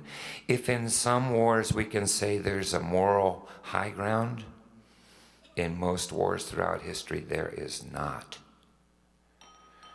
We know this long, am I going too long? What's that? In most wars in history, there is no moral high ground. We know this long afterward from reading books, from reading literature. We know from our reading that over and over again, a man like Stalin, and history is full of Stalins, learned that violence was the key to success. Over and over again, why have we as a nation not learned that this is not true for us? That at least since World War II, the violence we have initiated or participated in has never turned out well. Not for us and not for our so-called enemies. Just want to say, do you know how many people we killed in Vietnam? Vietnamese people? 3.5 million. Why? What did that do? Except destroy 3.5 million lives and actually plenty of others. Why isn't it clear to us today that the status quo will unmake us? The status quo, the way things are right now, will unmake the world. Can books reverse the process incrementally? I think, fool that I am, that yeah, they can, given enough time. Do we have enough time? Ooh, I don't know. Given enough time, they can slowly teach us to say stop. They can slowly help us to rebuild our souls. But to paraphrase Ed Abbey, the idea of peace needs no defense. It only needs more defenders. Ultimately, this is the message of all books worthy to the claims of literature. There is never a time on earth when moral complacency is acceptable. Never. E.L. Doctorow said this: the reason we need writers is because we need witnesses. But this duty presents us with a question, not an answer. What is it exactly that the writer is obligated to witness? Shouldn't all writers ask themselves which stories are most worth telling? Shouldn't all readers ask themselves which stories are most worth reading? These questions about what's worth writing never seem to have good answers or easy answers or perfect answers, especially at the cultural moment in the journey of our nation, where the common response seems to be, more often than not, who cares? Yet sooner or later, history will drag us out of our bubbles and self-absorption and reassert itself into our lives, and thus reassert itself into our creative vision and into the aesthetics of our imagination, as it must and will. And that rendering also gestures toward the last line of one of the great novels written in my lifetime, which is a book called Continental Drift by Russell Banks. And surely this is the last line that must somehow find its way into your heart as a writer. Not a responsibility or a command, but an article of Whitman-esque faith in the word. And here's the last line, and it's a good one. Go, my book, and destroy the world as it is.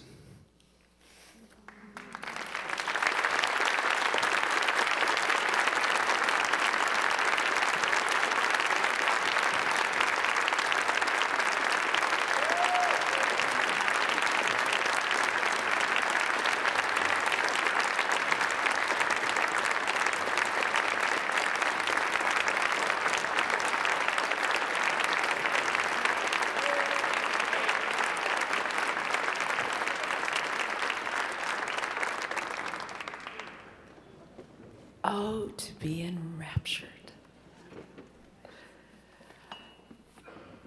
What a lovely night this has been. I'm so pleased.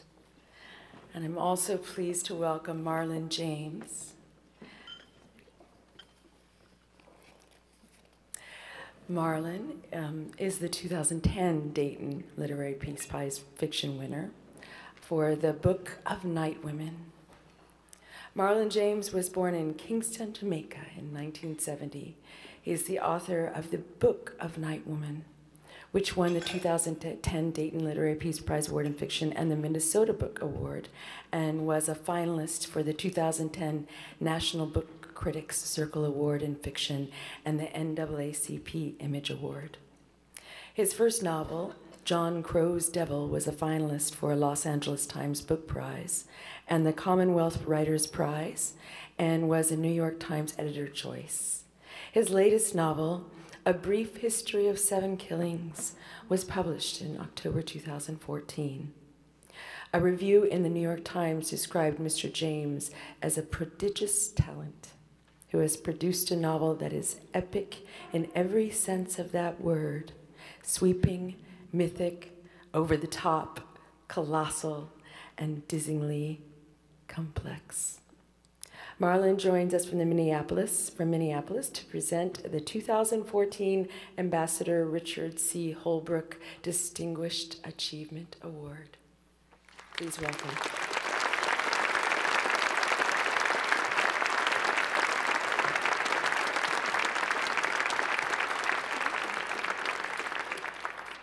You thought you got rid of me. I'm back, and I'm in a new tux.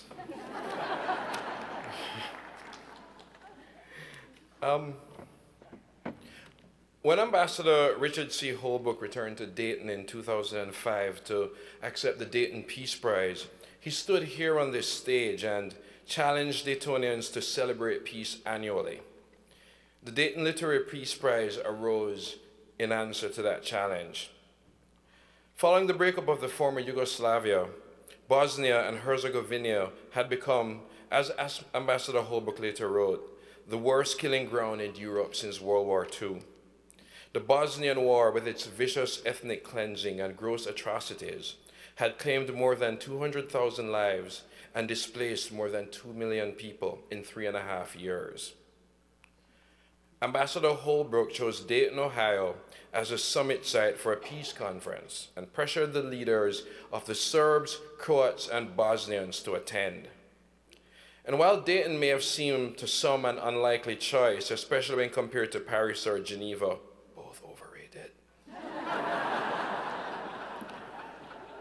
it was in the end the ideal choice.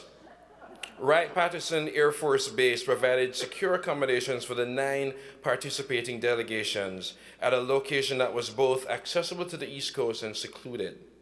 With the participants isolated on the base, separated from the press, and surrounded by a display of America's air power, Holbrooke was able to keep negotiators more or less locked in an area until they reached an agreement, a technique that quickly became known in diplomatic circles as a Dayton.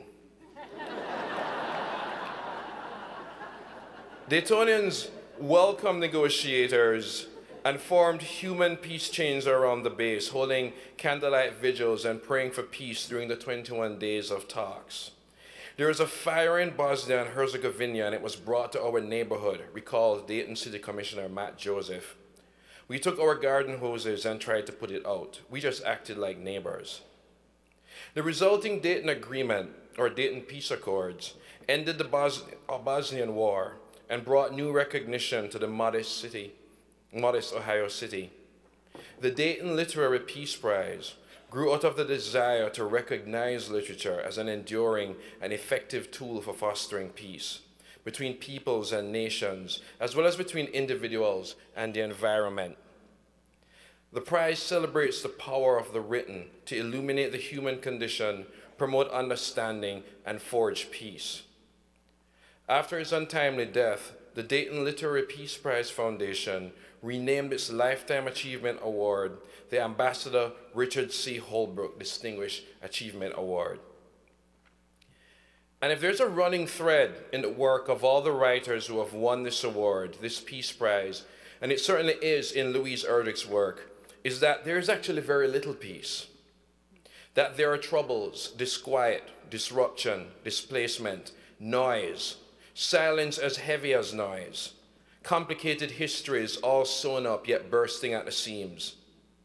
In her novel, A Plague of Doves, there's a line that goes, "Every so often something shatters like ice, and we are in the river of our existence. We are aware." In Erdrich's prose, there's lyricism and poetry, but also at the same time, a deep self-awareness. The sensation of somebody's eyes violently slamming themselves open, sometimes for the first time, and sometimes in the presence of living and breathing memory that was always around. But Erdrich is not a peaceful writer, because no great writer is ever at peace. Her prose is troubled, her characters occasionally troubling. Some cause violence, some endure it, some transcend it. In prose that is luminous but never sentimental, confrontational but never didactic. But what does this mean, writing for peace, longing for peace, to advance the cause of peace? To be a writer who longs for peace means that you are, in a very real way, longing for your own irrelevance. You write stories where within them is a dream of a world that will no longer need such stories. Nothing is ever easy in her fiction, especially for those who try to look for easy answers. And she's not an answerer, but no great writer is. Erdrich is here to render the questions, the biggest one being, how come we're still asking these same questions? Right and wrong are shades of meaning, goes a line in Love Medicine. And shades darken and brighten, they shift, they gain and lose color through the journey in all her works. People coexisting but never coming together. People coming together and falling apart. People etching meaning out of looking backwards. And people like Evelina in Plague of Doves who look backwards to go forward, learning that sometimes the only way forward is through. I am sentenced to keep watch over this patch of earth, to judge its mysteries and tell its stories. That's who I am, says one character in Plague of Doves. It doesn't even begin to encompass Louise Erdrich, but it's a good place to start. This year's winner of the Ambassador Richard C. Holbrook Distinguished Achievement Award, Louise Erdrich.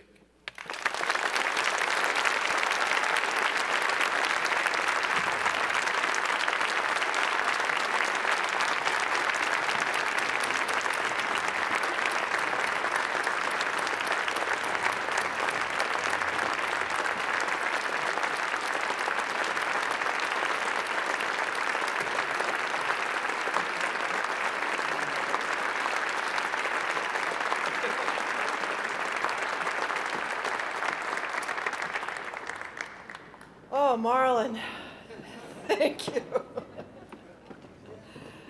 Thank you, everyone here.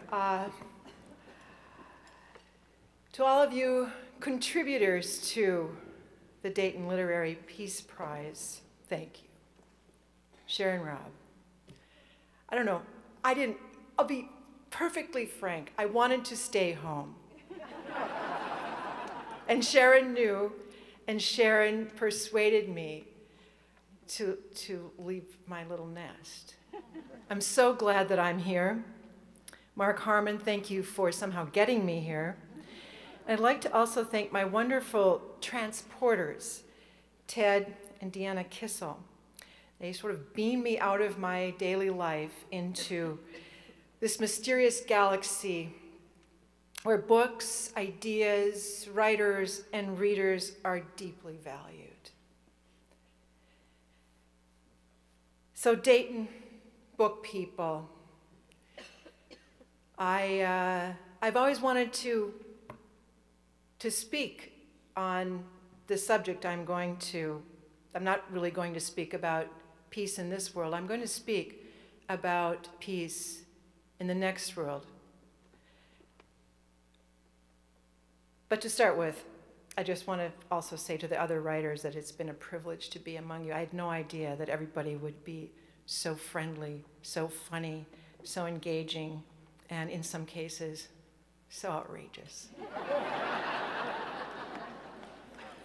The way I see it, the award is really given to me for some form of insane persistence that I have. My world has been quite narrow in many ways. I have I've been the single mother of daughters, and I live in a world where I let things pretty much, I kept my babies close, let the rest of the world go to hell.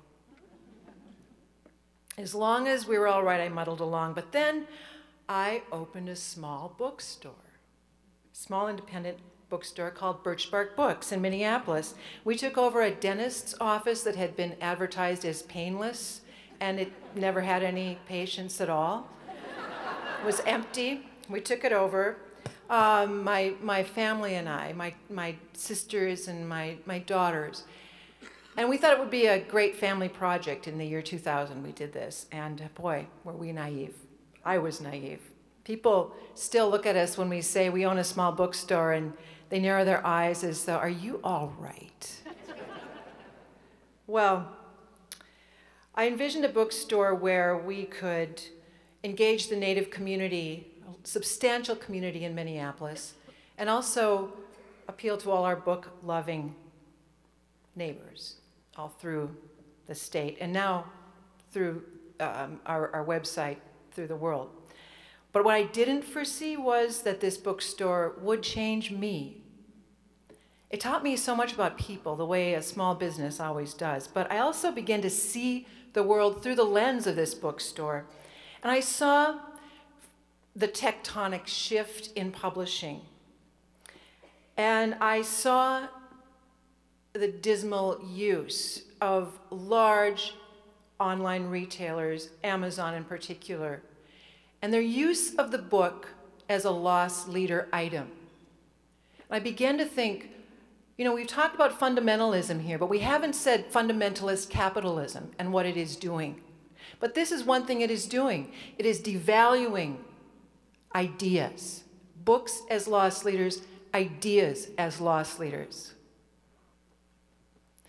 What we are facing, of course, is much larger than this. I'm not going to talk about this, but I'm going to talk about what else happened to my thinking as I began to look out at the world and see that we have been facing a drastic change in so many ways, but in particular, a change regarding our climate, the world we live in. And this change has been coming a long time, and we all know it, and we all feel it inside. There's an uneasiness in everyone. And there's a fear. It's like the fear that we talk about, the fear. You can read my book, even though it's about, fundamentalist religion. You can read my book, even though it's about the depth we will go to spy on ourselves and other people. You can still read my book. We can still talk about climate change. But we're really afraid of it. Everyone at some level knows our world is shifting and that we are now at a crossroads where we are facing something greater, stranger, more frightful, and potentially devastating than we seem able to comprehend. So that's why I decided I would end the speech here and take up a more personal form of address to you all. Anin Nindinawemaganiduk. Hello, my relatives. Nindinawemaganiduk means my relatives in Anishinaabe-Moin, my mother's people, who, with so many other indigenous peoples, simply call ourselves the human beings. Nindinawemaganiduk. There are 4 layers above the earth and 4 layers below, and sometimes in our dreams and our creations we pass through the layers, which is also passing through space and time. And in saying this word, Nindinawemaganiduk, we speak of all that has existed in time, the known and the unknown, the unseen and the obvious, all that lived before us and all that is to live in the worlds become. And that's what I hope we can think about. We want peace. We all agree on that. But there will be no peace in a world deprived of a reliable climate. There will be no peace. The sectarian hatreds that we see now will be nothing to the wars of scarcity in which those hatreds are totally unleashed. Let us try to truly understand ourselves as relatives to all that comprises our world, and spread this among the circles of our people and everyone we know, because we have to realize that as I know how much this has cost in energy and time and contribution, this is civilization. What we are experiencing is an incredible piece of our civilization, but it is only a design of patterned stones on the profound indifference of the floor we live on, our earth, our water. During a solar eclipse in the year 1888, a Paiute holy man named Wovoka had a dream of consolation. He entered a world peopled by the relatives he had lost to disease, hardship, and starvation. And in that dimension, he learned that the interlopers, the stream of settlers, the white people, were only temporarily here, that their way of life would cease, that all they had slaughtered, human, animal, still lived. A vast tornado, an earthquake, violent winds would shake them away. They would fly off of the earth's surface as insects fly off a robe whipped up in the breeze. The only people left on this earth would be the ones dancing with their hands held to heaven. The prophet, Nga, Wolverine, says this: at the end of time, there will be only two people left on earth, one to sing and the other to dance. We are made of music, made of words, made of art. November 3rd, 2014. Our UN panel of scientists says the window is closing for nations to avert the worst climate change. What does this mean? It means refugees to nowhere. If we melt the poles of the earth, the resulting cascade of methane in the atmosphere will raise Earth's temperatures to unbearable levels. And once that happens, our farmlands become desert lands, and we see that happening already. Nobody really knows. Really, nobody knows what will happen if we allow this window to close. And nobody in this room and nobody on this earth wants this to happen.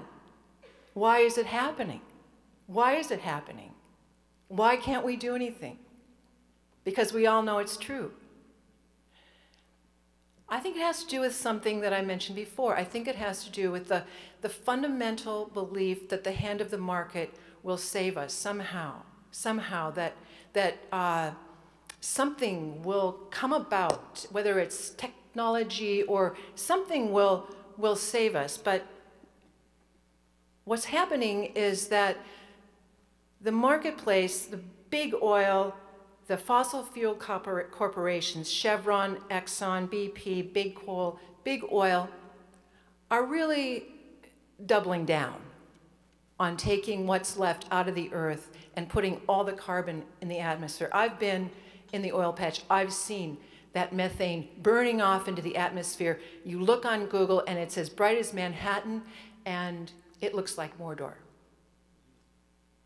What can we do? We can do a lot. We must think, we can do so much. Number one, we can get rid of our involvement with fossil fuels at a corporate level.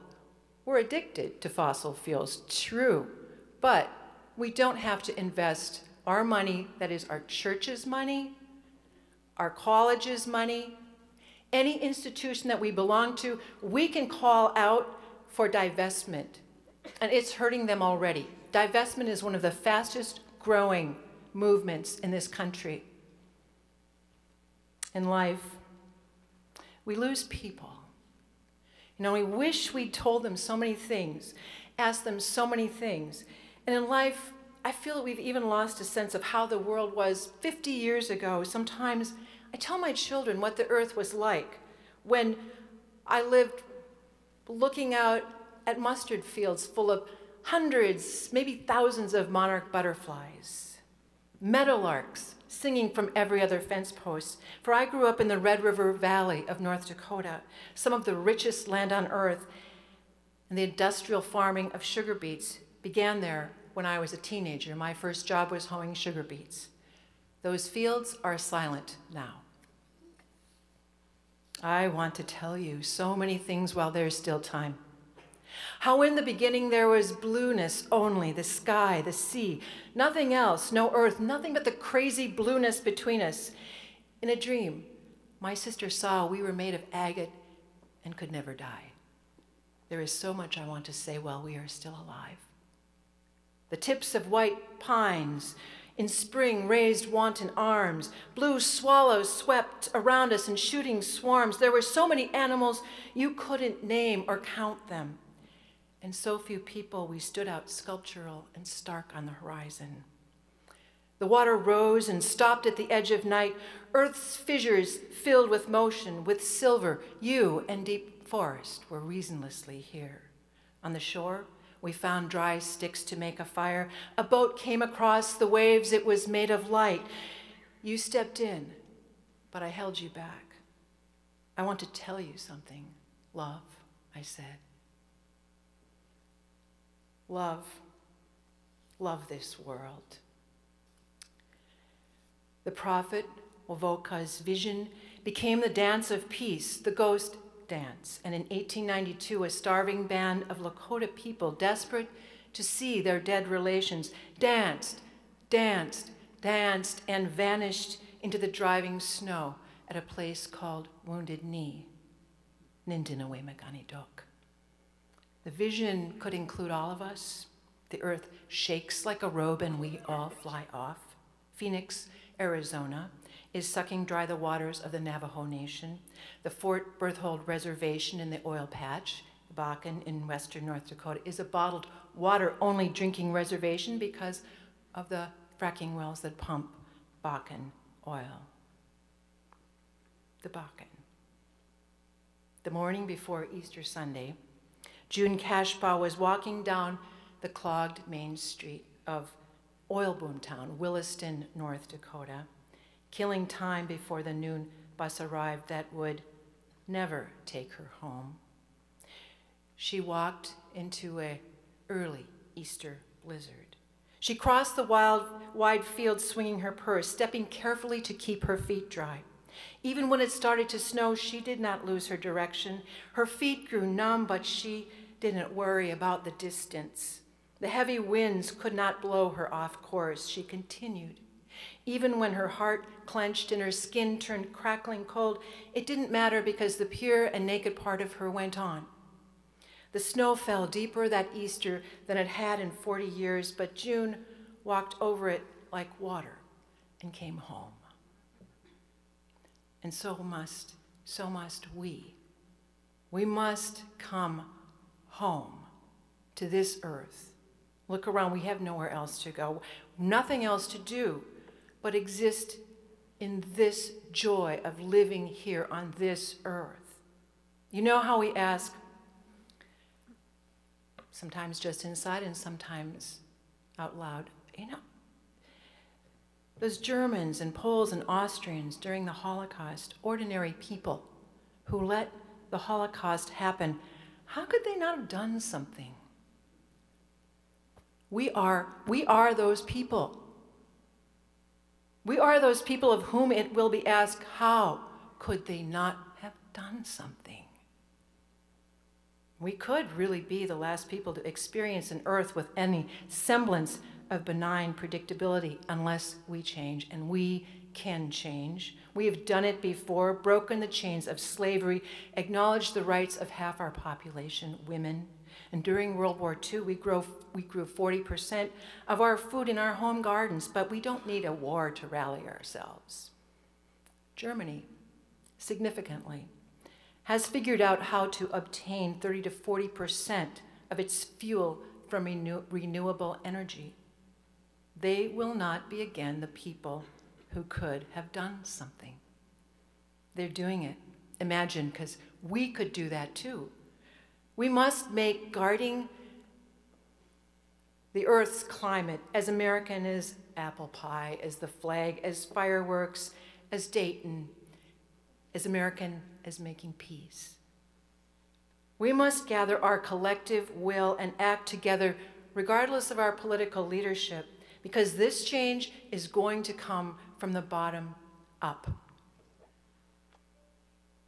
Fight the Keystone XL and other pipelines that are planning to course dirty tar sands sludge through the very heart of our country over our greatest water resource, the fossil resource called the Oglala Aquifer. Lakota people stand in the way, and they are standing upright against this plan. Join ranchers. Join ranchers, farmers, book lovers, cowboys, and Indians. Our planet is going to have to support another 2 billion people. I'm joining Planned Parenthood. Too late for me, but for everybody else, we want to be able to live in a world in which our children, we have to think forward to them. That's why joining an organization called 350.org is also a great idea. If you do this, you will join 400,000 ordinary and extraordinary people who marched on the UN in New York just this September to save the climate. Join solar co-ops, get panels, find out how to sign up with your utilities company for wind energy, grow food, love this life, and act now and be bold. We already live in a diminished world. Do whatever you can, however small it may be, however large it may be. We have to act so that all of our loved ones do not live in a world that is degraded, demolished, and very dangerous. I want to tell you so many things while there's still time. The flip sides of leaves, torn velvet silver in the wind. Life is a fabric we can mend, and it is joy. Joy unbounded and joy resounding to live in what we have. Remember when? Dark animals came catapulting through the world, to every side from the great mind hurled. We had forgotten what we were and were there for. The world was air. Then we crisscrossed the earth on magic roads, driving. The tips of ditch grass flowed golden. The shafts were golden green. The road's edge and the white lines. The road's edge and the white lines. I want to tell you something, loves, while there's still time. Miigwech bisindawayeg. Thank you for listening. Nindinawe Magani Dok, my relatives.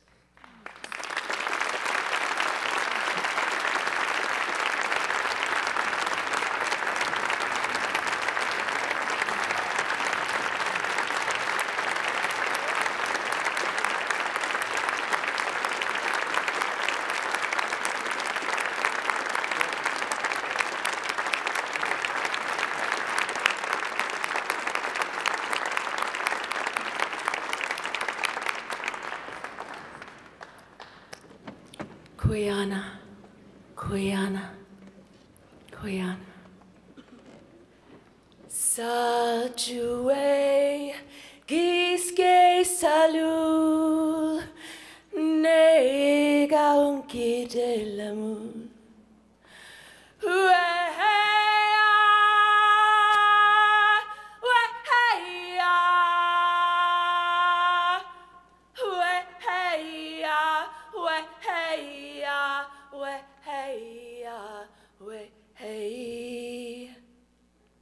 Always I have loved you.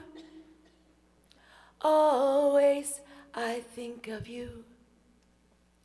Always I think of you.